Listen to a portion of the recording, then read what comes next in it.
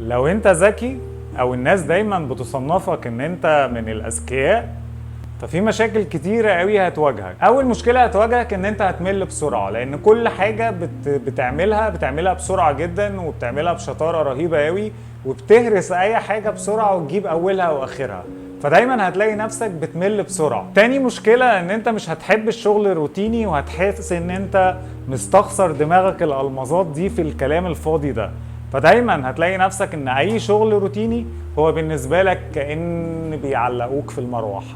تالت مشكلة ان انت دايما هتلاقي نفسك بتدور على حاجة تشغلك، هتلاقيك دايما مفرك كده، بتفرك فرك ملوش حل، بس الفرك ده مش فرك حركة، ده فرك في دماغك. رابع مشكلة، هتحس دايما ان ذكائك ده كفاية جدا عشان تنجح، وده للأسف هيخليك ان انت في بعض الأحيان بتشتغل بظهر ايدك كده، تشتغل وانت ما بتبذلش مجهود كبير لان انت معتمد على ذكاء. المشكلة الخامسة ان دايما هتلاقيك ما بتعرفش تشتغل مع اي حد، لان دماغك مش زي دماغ اي حد.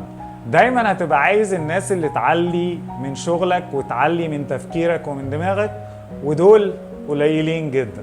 سادس حاجة، ان هتاخد كم نفسنا رهيب جدا عليك بسبب ان انت شخص ذكي، شخص بينجز، شخص بتديله الحاجة بيفهمها بسرعة، فهتاخد كم نفسنا رهيب وربنا يستر عليك. اخر مشكلة هتواجهك ان انت هتتضايق جدا لما تلاقي حد بيستقل بذكائك، او بيحاول ان هو يلبسك العمة.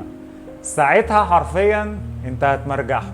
خلي بالك ان ذكائك ده هو سلاح ذو حدين، لازم تعرف تستغله كويس قوي، ولازم تتجنب المشاكل اللي ممكن تطلع لك بسبب ان انت شخص ذكي.